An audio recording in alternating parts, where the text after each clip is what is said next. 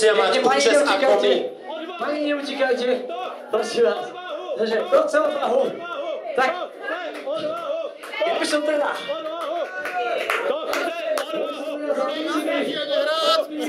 Hudobného hostia, pokiaľ je rady a pokiaľ sa na to cíti, tak nech nám dá vedieť svojim príchodom. Tady se jeden hlásí! Je tu?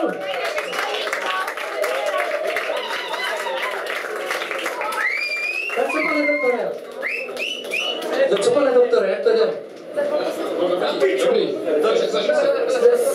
Takže pán doktor, že pripravený, ale sadnite si, počas pán doktor zabíte. Ešte niekto náhodou nejaká speváčka, alebo niekto takto, čo by si... Zase rád zaspieval na mikrofón, alebo takto. Nie, náhodou nejaká basa by sa tu nenašla. No.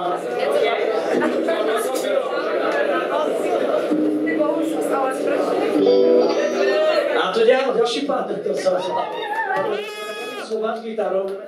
Suník si sáčko, ne? Suník si sáčko. A paruku. OK, tak myslím, že ešte niekto? Alebo nie? Pretože je to skutočne špeciálna vec, špeciálna chvíľa. To sme ešte v živote, v našej kariére nerobili. Aby sme rozšírili skupinu teda takto. A ďalších členov. Takže vás poprosíme na veľký potles, pretože sú to skutočne teda lajci.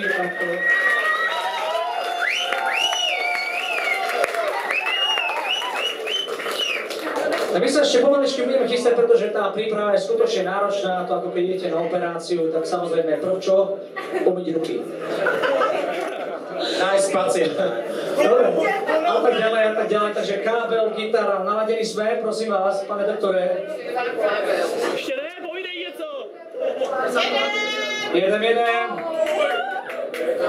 Zbytočne nám tu rastú palmy, to sa dívať na mojom žargone hovorí, že sa pôjde spomaluje, tak poďme.